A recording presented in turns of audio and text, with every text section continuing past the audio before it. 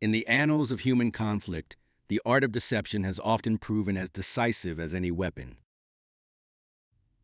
Throughout history, militaries have sought to outwit their adversaries, to bend reality, and to control the flow of information. Few units, however, embraced this philosophy as wholeheartedly as one secret force from World War II. This was the Ghost Army, a top-secret unit whose existence remained classified for decades after the war.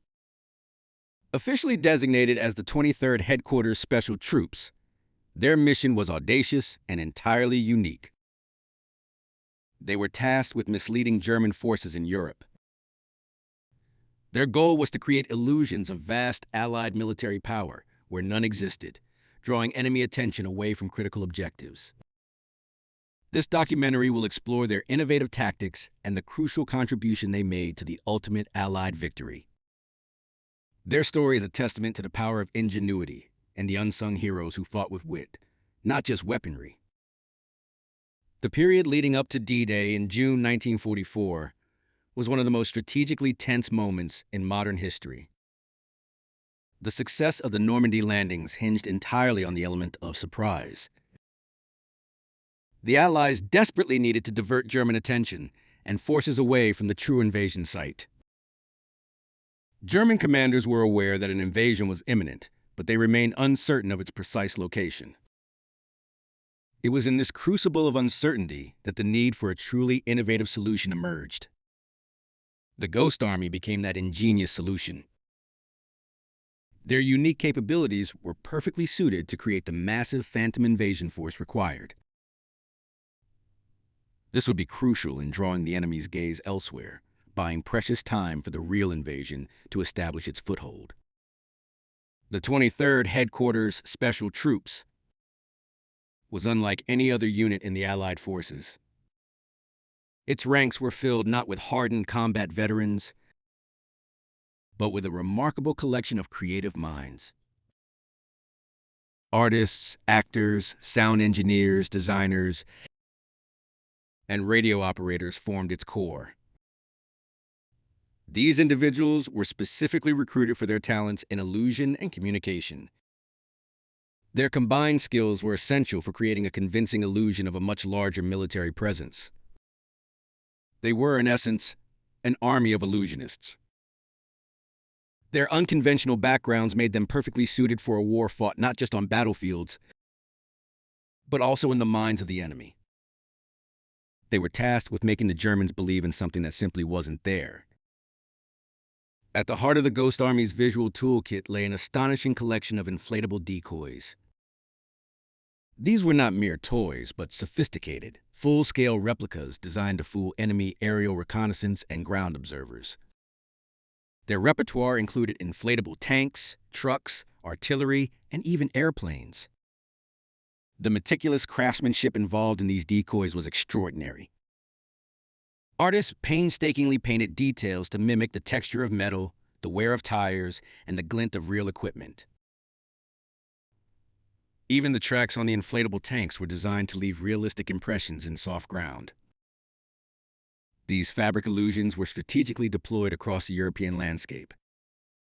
They were arranged to simulate massive armored divisions, infantry battalions, and supply depots. The scale of these phantom formations was designed to impress and deceive. Transporting and deploying these massive inflatables presented significant logistical challenges. Soldiers had to move them quickly and quietly, often under the cover of darkness. They then had to inflate and position them to appear as if real units were taking up positions. The success of these operations hinged on the incredible attention to detail. Every element, from the spacing of the vehicles to the tire tracks left in the dirt, contributed to the illusion's believability. It was this precision that made the deception so effective on the battlefield. Beyond the visual spectacle, the Ghost Army mastered the art of auditory deception through sophisticated radio warfare. This involved skilled radio operators working tirelessly to broadcast false information. Many of these operators were fluent in German. They intercepted actual German radio traffic, learning enemy patterns and codes. Then, they transmitted fake radio communications, meticulously mimicking the style and rhythms of real military units. These broadcasts were designed to be picked up and believed by German intelligence. Their transmissions included fabricated orders, fictional troop movements, and even simulated combat reports. The goal was to create a convincing, yet entirely false narrative of significant Allied activity. This further cemented the illusion of a massive phantom army. These radio signals were crucial for convincing German intelligence of the Ghost Army's existence and strategic importance. The Germans would triangulate the signals, confirming the presence of these units and diverting their resources accordingly. The airwaves became another battlefield. The Ghost Army's deception extended beyond inflatables and radio waves. It incorporated a crucial human element. Soldiers acted as impersonators and actors in a grand theatrical production. Many of them had backgrounds in the arts, bringing a unique flair to their roles. These men would venture into nearby towns and villages, impersonating high-ranking officers from the fictional units. They would dine in local establishments, spread rumors, and generally make their presence known. These actions reinforced the illusion of a real military force. They carefully spread misinformation and false narratives about the phantom units they supposedly commanded. Their conversations, often overheard by German spies, provided convincing intelligence that further misdirected enemy forces. Every interaction was a performance. To enhance the illusion, they used elaborate props, such as fake unit insignia and specially tailored uniforms. They even staged events, like setting up temporary command posts or engineering fake traffic jams to lend credibility to their presence. It was psychological warfare at its finest. The soldiers of the Ghost Army displayed immense bravery and ingenuity throughout their operations. They operated under extreme secrecy, with their mission classified at the highest levels. Discovery would have meant the collapse of critical strategic deceptions. They were constantly under threat, often deploying their illusions perilously close to enemy lines. The risk of being uncovered, attacked, or captured was ever present. Yet they performed their duties with remarkable composure and effectiveness. Their success hinged on maintaining the illusion under extreme pressure, often in combat zones. A single misstep, a broken illusion, could have had catastrophic consequences for Allied operations. They were silent warriors, their impact felt but rarely seen.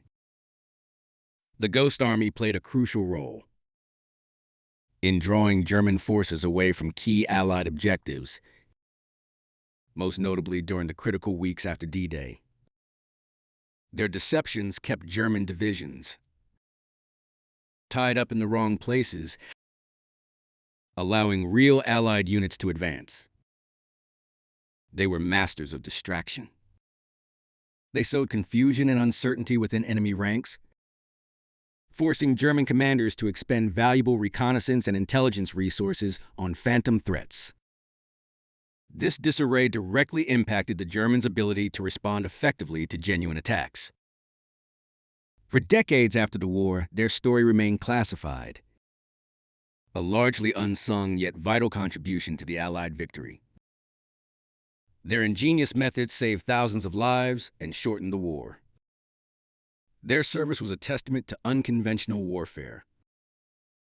Today, the Ghost Army stands as a profound tribute to their remarkable creativity, courage, and legacy as masters of deception.